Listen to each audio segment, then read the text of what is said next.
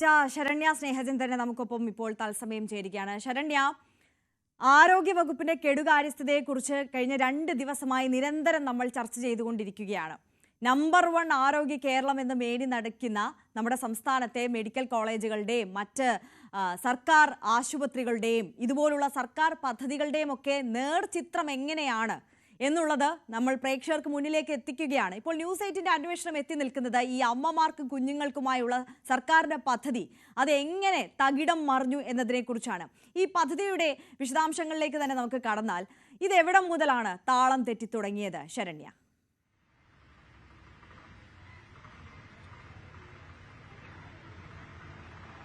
തീർച്ചയായിട്ടും നമുക്കറിയാം, ആരോഗ്യ വകുപ്പുമായി ബന്ധപ്പെട്ടും ആലപ്പുഴ മെഡിക്കൽ കോളേജ് ആയി ബന്ധപ്പെട്ടും നിരവധി വാർത്തകൾ നമ്മൾ ചെയ്തിട്ടുണ്ട്. പലപ്പോഴും അത് ചികിത്സാ പിഴവുകളും മറ്റുമായിട്ടുള്ള കാര്യങ്ങളായിരുന്നുവെങ്കിൽ ഇതൊരു പടി കൂടി കടന്ന് സാധാരണക്കാരായ, അതായത് അതീവ ഗുരുതരാവസ്ഥയിൽ ആശുപത്രികളിൽ കഴിയേണ്ടി വരുന്ന കുഞ്ഞുങ്ങളുടെ അമ്മമാർ നേരിടുന്ന പ്രധാന വെല്ലുവിളിയാണ് നമ്മൾ ഇപ്പോൾ പ്രേക്ഷകർക്ക് മുന്നിലേക്ക് എത്തിക്കുന്നത്.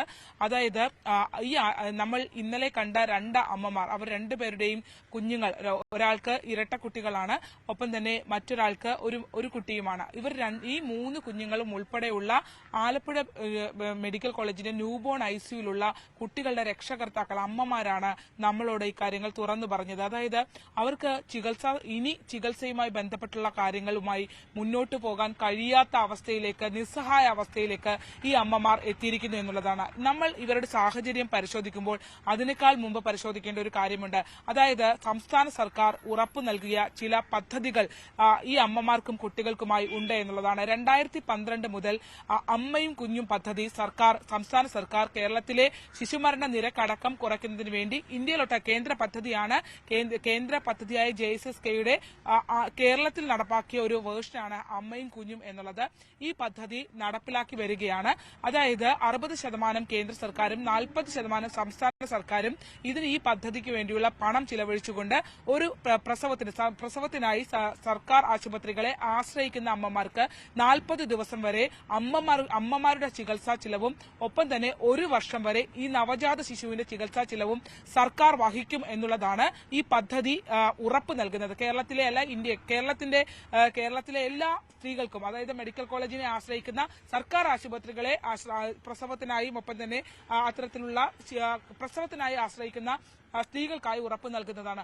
ആ പദ്ധതിയാണ് ഇപ്പോൾ അവതാളത്തിലായിരിക്കുന്നത് എന്നുള്ള വിവരമാണ് നമുക്ക് ലഭ്യമായിക്കൊണ്ടിരിക്കുന്നത്. അതായത് ഈ ആശുപത്രിയിൽ ചികിത്സയിലുള്ള അമ്മമാർക്ക്, അവരുടെ കുട്ടികൾക്ക്, പ്രത്യേകിച്ച് ഈ കുട്ടികളൊക്കെ തന്നെ വെന്റിലേറ്ററിലൊക്കെയാണ്, ദിവസേന ഇവരുടെ ഒരുപക്ഷെ ഒരുപാട് വില കൂടിയ മരുന്നുകളുടെ കാര്യത്തിനകത്ത് എന്തെങ്കിലും ഇപ്പോൾ സാമ്പത്തിക പരാധീനത മൂലം അവർക്ക് അത് നൽകാൻ കഴിയുന്നില്ലാത്തൊരു സാഹചര്യമാണ് എന്ന് വിശദീകരിച്ചാൽ അതിനും അപ്പുറത്തേക്ക് ഒരു ഡയപ്പർ മുതൽ സാധാരണ ഒരു ബ്ലഡ് ടെസ്റ്റ് മുതൽ വിലയേറിയ മരുന്നുകൾ വരെ എല്ലാം പുറത്തു പോയി ചെയ്യേണ്ടി വരുന്ന ഒരു അവസ്ഥ. അത് ഈ സാധാരണക്കാരായ, പ്രത്യേകിച്ച് നമുക്കറിയാം മെഡിക്കൽ കോളേജും സർക്കാർ ആശുപത്രികളെയും ആശ്രയിക്കുന്നത് സാധാരണക്കാരായ കുടുംബങ്ങളാണ്. അവർക്ക് താങ്ങാനാവുന്നതിനും അപ്പുറമായിരിക്കുന്നുവെന്ന് നിസ്സഹായയായ ഒരു അമ്മ നമ്മളോട് തുറന്നു പറഞ്ഞിരിക്കുന്നതാണ്. എന്തായാലും ഇപ്പോൾ ആശുപത്രിയുടെ അകത്ത് നിന്നും ഇന്നലെ നമ്മളോട് സംസാരിച്ച ഗായത്രി ഇവിടെ എത്തിയിട്ടുണ്ട്. ഗായത്രിയുടെ അവസ്ഥ നിസ്സഹായ അവസ്ഥയാണ്. കാരണം ഡോക്ടർമാർ പരമാവധി സഹായിക്കാൻ ശ്രമിക്കുന്നുണ്ട് ആലപ്പുഴ മെഡിക്കൽ കോളേജിൽ. പക്ഷെ അങ്ങനെ ശ്രമിക്കുമ്പോൾ പോലും ഇവർക്ക് പണം നൽകാനോ അല്ലെങ്കിൽ ഇവരുടെ ചികിത്സ സൗജന്യമായി നൽകേണ്ട അർഹതപ്പെട്ട ചികിത്സ നൽകാൻ കഴിയാത്തൊരു സാഹചര്യം ആശുപത്രിക്കുണ്ട് എന്നുള്ളതാണ്.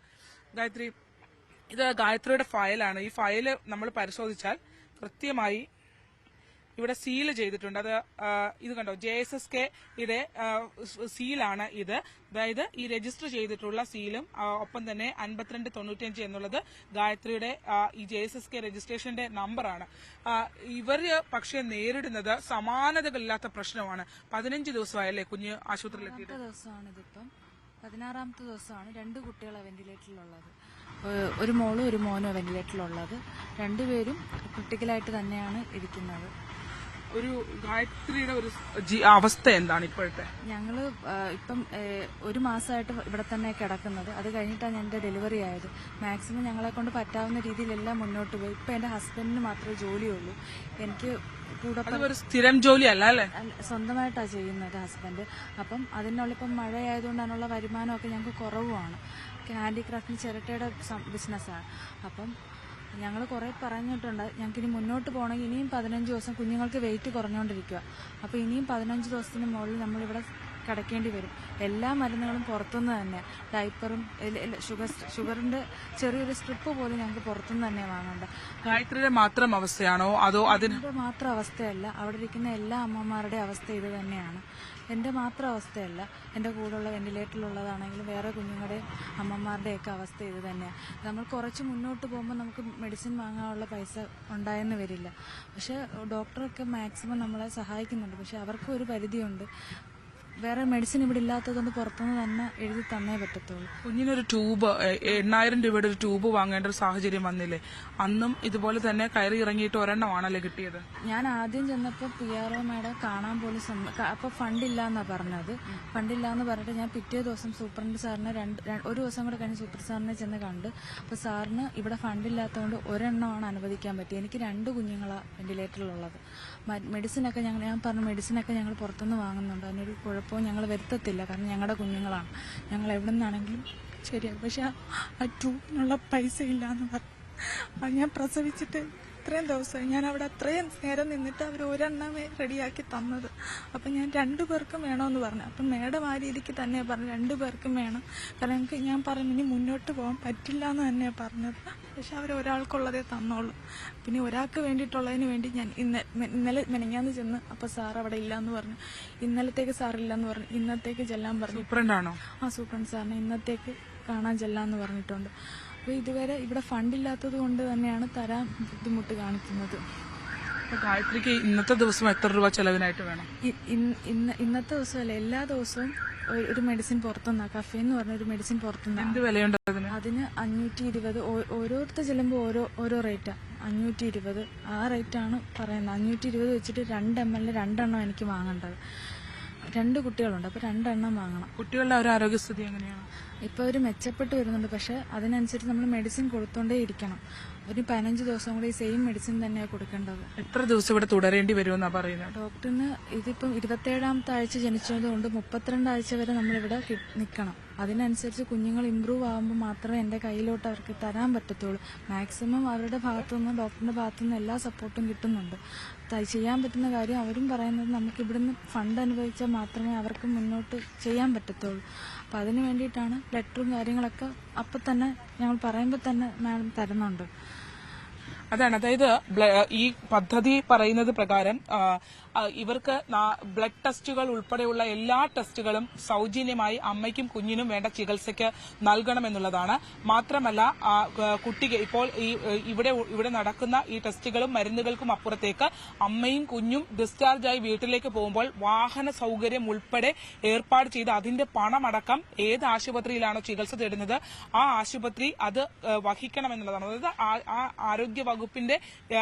ആരോഗ്യവകുപ്പ് നൽകുന്ന നിർദ്ദേശാനുസരണം തന്നെ ആശുപത്രി അധികൃതർ അത് വഹിക്കണമെന്നുള്ളതാണ്. പക്ഷേ അത്തരത്തിലുള്ള പരിശോധനകൾ, ലാബ് ടെസ്റ്റുകൾ ഏതെങ്കിലും സൗജന്യമായി കിട്ടുന്നുണ്ട്? ലാബ് ടെസ്റ്റുകൾ ഇവിടെ കിട്ടുന്നത് മാത്രമല്ല, തൈറോയ്ഡ് പോലുള്ള വലിയ ടെസ്റ്റുകളൊക്കെ നമ്മൾ പുറത്തുനിന്ന് തന്നെയാണ് ചെയ്യേണ്ടത്. അല്ലാണ്ട് മാത്രമേ കുറച്ച് ഇവിടെ നിന്നും ചെയ്യും, ബാക്കി നമ്മൾ പകുതി അവിടെ നിന്നും പുറത്തോട്ട് ചെയ്യേണ്ടി വരും. ഡോക്ടറുടെ കൂടെ സഹായത്തിന് ആരെങ്കിലും ഉണ്ടോ? ഇപ്പം അമ്മയാണ് കൂടെ നിൽക്കുന്നത്. ഹസ്ബൻഡ് മൊത്തം നിൽക്കാൻ പറ്റില്ല, അല്ലെങ്കിൽ ചേട്ടൻ നിന്ന് കഴിഞ്ഞാൽ പിന്നെ ഇവിടെ നമ്മൾ ഡെയിലി ഉള്ള എമൗണ്ട് ശരിയാവില്ല. അപ്പം എൻ്റെ അമ്മയ്ക്ക് നല്ല പ്രായമുണ്ട്, അപ്പം അമ്മ തന്നെ എൻ്റെ കൂടെ നിൽക്കുന്നത്. അപ്പം അമ്മ നിൽക്കാത്ത സ്ഥലം ഈ ടെസ്റ്റ് ചെയ്യുന്ന സ്ഥലത്ത് ചെല്ലുമ്പോൾ പറഞ്ഞില്ലേ നിങ്ങൾ ഈ JSSKയിൽ ഉള്ളവരാണെന്ന്? അല്ല, പറഞ്ഞിട്ടുണ്ടായിരുന്നു. അപ്പോൾ അവർക്കും ഫണ്ട് നമ്മൾ കൊടുത്തേ പറ്റും. പുറത്തുനിന്നായതുകൊണ്ട് നമ്മൾ എമൗണ്ട് കൊടുത്തേ പറ്റത്തുള്ളൂ. ബില്ല് പേ ചെയ്യാതെ നമ്മൾ ചെയ്യും. കുട്ടിക്ക് വാങ്ങുന്ന ഷുഗറിന്റെ സ്ട്രിപ്പ് അടക്കമുള്ളവ ഒരു ദിവസം എത്ര സ്ട്രിപ്പ് വാങ്ങേണ്ടി വരുന്നുണ്ട്? ഒരാൾക്ക് 5 എണ്ണം. ഒരാൾക്ക് 5 എണ്ണം വെച്ച് 2 കുട്ടികൾക്ക് 10 എണ്ണം വാങ്ങേണ്ടി വരും. ഒരെണ്ണത്തിന് എത്ര രൂപ വില വരുന്നത്? 10 രൂപ. 10 രൂപ വില. ആ 10 രൂപയുടെ സ്ട്രിപ്പ് പോലും ഗായത്രി കൊണ്ട് പുറത്തുനിന്നാണ് വാങ്ങിപ്പിക്കുന്നത്. ഞങ്ങൾ പുറത്തുനിന്ന് തന്നെ എഴുതി തന്നിട്ട് പുറത്തുനിന്ന് തന്നെ വാങ്ങുന്നത്. സർക്കാർ കാണേണ്ടതാണ്. കാരണം ഈ അമ്മയ്ക്ക് 10 രൂപയുടെ ഒരു സ്ട്രിപ്പ്, അതായത് കുട്ടികളുടെ ഷുഗർ പരിശോധിക്കുന്നതിന് വേണ്ടിയുള്ള 10 രൂപയുടെ ഒരു സ്ട്രിപ്പ് പോലും ഇവർക്ക് ഇവിടെ നിന്ന് അനുവദിച്ചില്ല എന്നുള്ളതാണ്. അതിനുവേണ്ടി പുറത്തേക്ക് പോകേണ്ടി വരുന്ന ദിവസേന 10 സ്ട്രിപ്പുകൾ വീതം വേണ്ട 2 കുട്ടികളുടെ അമ്മമാരാണ് ഇവര്. അവർക്കാണ് അത്തരത്തിൽ ഒരു സ്ട്രിപ്പിന് പോലും പണമില്ലാതെ, അതായത് ഒരുപാട് വിലയേറിയ ജീവനരക്ഷാ ഉപകരണങ്ങൾക്കാണ് നൽകാൻ കഴിയാത്ത സാഹചര്യമുണ്ട് എന്നൊരു ആ രീതിയിലുള്ള ഒരു മറുപടി കിട്ടിയാൽ നമുക്ക് പിന്നെയും കുറച്ചുകൂടിയാവും, അത്രയും വിലയുള്ളതാണല്ലോ എന്നുള്ളൊരു ചിന്തയെങ്കിലും ഉണ്ടാകുമായിരുന്നു. പക്ഷേ 10 രൂപ മുടക്കാനുള്ള ഒരു സ്ട്രിപ്പിന് പോലും ഇവരുടെ കയ്യിൽ നിന്ന് വാങ്ങുന്നു എന്ന് പറഞ്ഞാൽ അത് ഗുരുതരമായി ഈ പദ്ധതി അട്ടിമറിക്കപ്പെടുന്നു എന്നുള്ളത് തന്നെയാണ്.